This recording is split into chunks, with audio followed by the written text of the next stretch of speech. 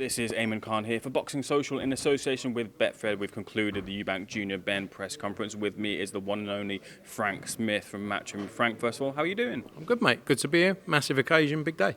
Big day indeed. Frank, very interesting.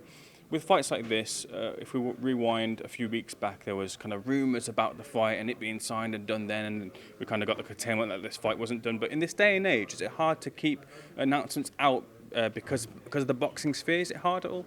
Yeah, but at the same time, people say a lot of things that aren't necessarily true as well. 2, 3, 4 weeks ago, this fight was signed. I wish it was signed 4 weeks ago because I would have had a lot less stressful weeks. But it is a shame, but ultimately it builds hype. When it's out there. So, but a lot of it is early. A lot of the news you see is very premature. But we got there in the end. Got there in the end, indeed. Before we get into the big announcement, just talk a bit about any complications in the deal to get it over the line. What was the behind-the-scenes stuff regarding the deal? Look, there was a lot every deal. The truth is, with a fight of this magnitude, there's always complications. If it was easy, everyone would be doing it. It would be nice. It would be a simple job. But there was a lot of back and forth. There were many moments where it was like, this fight's not going to happen. But we believe we could get it over the line. It's been good working with Calla and Wasserman Boxing. A pleasure as always to deal with them. And I've spent more time on the phone with him than I can say anyone else in the last few weeks. And no, it's many bits and pieces, and ring walks, this, that, the other, name, etc. But the truth is, I always knew we'd get there. It was just a case of how long it took to get there. Frank, let's get into that announcement there. Big October 8th, O2 Arena. It seems like from the traction that it's got, could have been a bigger arena or stadium potentially. Yeah, possibly. The key thing is the time of the year. Late in the year, weather's not always good in the UK in October. Latest thing we've done a show was mid-September with Joshua Povetkin outdoors. Football stadiums are back up and running at that point. The Premier League clubs are in there, so it was a bit of a struggle in terms of planning. But ultimately, maybe if there's a rematch in time, there isn't a rematch in this fight, but if there is one down the line, that could fill a football stadium 2 or 3 times over. Felt a bit tense, a couple of moments between the two when they were going with the back and forth there, fiery start. What did you make of the interaction? Yeah, it was good. The truth is they're two very different characters. Chris is a bit more quiet. Connor's quite active, wants to get in there, and he'd be ready to have a go. Now Chris is a bit more quiet, chilled. You saw the two of them there, and that's what makes great entertainment. Because two people who are the same can get a bit boring after a while. But I think we're going to see an interesting build-up between the two. A lot of talk about the weight clause needed to make the fight on both sides. I mean, there's risk. Conor Benn's moving up weights.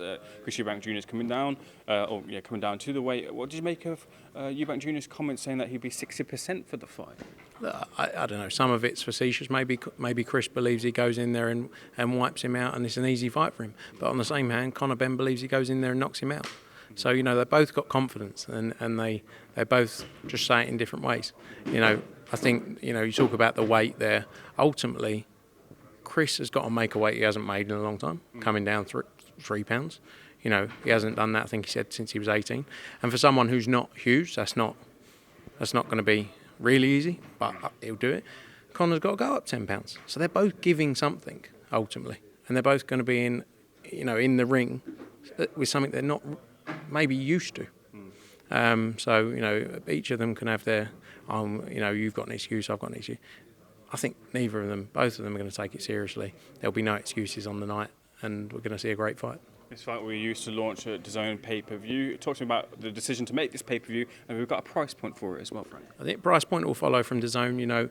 Ultimately, for a fight of this magnitude, if this fight was on any other platform, it would be pay-per-view. So in order to compete and get these types of fights, they need to be on pay-per-view. Our core focus, though, is to deliver huge events as part of our subscription on the platform, and we'll continue to do that. But pay-per-view is necessary for this fight. Working with Wasserman with this card, how does that look like on the undercard? Can we expect maybe fights between Matchroom and Wasserman, or is it just strictly fights for each stable? Yeah, look, we've worked together for a long time, ourselves and Wasserman. Our key focus was getting this main event over the line, and our focus turns now to the operations, the event, the undercard. So that's a job for next week. But I'm sure there'll be some fights between the two of us. There'll be some fighters of ours against others, fighters of theirs against others. So lots to work on. Didn't see the dads today. Your father-in-law not here today, but hopefully he'll be here soon. Can we expect a lot of content between the dads as well? Yeah, possibly. This fight ultimately, although it's the names are a big part of it, the two guys in their own right have got themselves here as well. But hopefully we get the dads involved at some point. I know Nigel looks to be very involved in Connor's camp. I'm sure we'll see Chris Senior back over as well. So that will add another dimension to the story. Frank, obviously mentioned there, family. How does it affect you and the way you work and operate with a fight of this magnitude as well? It's been fun. It's been a fun few weeks, I'll tell you that. Laying in bed on the phone to Calisale and with my missus next to me, coming off the calls and getting the eye rolls a few times. I'm sure I'm going to see a few more of those over the next 2 months. But I've said it a few times. My job is I can't get in there and fight for them. My job ends at the point they step in the ring. My focus is putting on great, huge occasions and huge events, and that's what I'll do.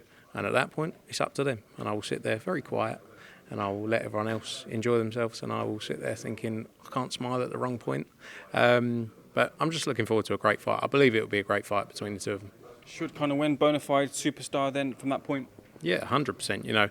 I think he's already built a great name for himself, a great platform for himself. But yeah, 100%. He gets the win. It's a big moment for him. Get your thoughts on a couple of things and I'll let you go. Frank, first of all, have you seen the pictures and images of Alexander Usyk looking very big? He does, doesn't he? Maybe camera's deceiving. I look big in the camera. I'm not actually that big in real life. Looks like Tyson Fury is re-retired. There was talk about a potential trilogy fight with Derek Chisora. Do you know if any offer was fielded at all? I think there's been discussions for sure, but this man retires every couple of months just to keep relevant, I think. So I can't. You have to take it with a pinch of salt, don't you? Dillian Whyte is someone you worked with in the past. He's had offers on the table. What's the position with Dillian Whyte right now? Yeah, he's definitely a fighter that we're speaking to. We've had a great relationship with him. Apart from that last fight, we promoted the majority of his fights, in recent times. And we have a great relationship with him and the team. Eddie's been working closely and speaking to them daily. So, hopefully we can get something done there. Frank, what did you make of the situation between Dubois, Don King, Frank Warren? Have you got any comment on that? Look, I mean, that's one for them. I'm surprised there wasn't something in place beforehand to make sure something like this didn't happen. But that's something they've got to focus on between them. And not really going to. I don't know enough about the situation to talk on their business. It was a cross-promotional fight that's been made though between the two, Joyce and Joe Parker, which is good for boxing fans in a sense. Can we expect to see maybe cross-promotional fights happen in the future? Yeah, 100%. Well, here's one. Yeah. Here's one today. We work with a number of different partners, time in, time out. So, we're always willing to do that. So, let's see. We've got Alicia Baumgardner's fighting against Michaela Meyer in a few weeks on the Boxer show. We Top Rank as well. So, we're always willing to work. Still waiting on schedule announcements, Frank? Any further announcements you can make, or when we're going to get them? It's coming soon. We're working hard behind the scenes. Lots of late nights getting it all together, but lots to look forward to. Final couple of things. Santa Cruz, Leewood purse bid. Confident to win the purse bid? Later today, there's discussions still ongoing. Eddie's focusing on that one. I've had a few other bits as well, focusing on the Bivol stuff as well. But yeah, let's see what happens later today. Just remind me with my final question. It's not going to be Bivol Boatsi. It's not going to be Boatsi Callum Johnson either. What's the route for Boatsi? A lot of talk about Jean Pascal. Yeah, that's a eliminator. Ultimately, Joshua Boatsi's focused on winning the world title. So how we get him there, that's our job to do next. So we're working through that.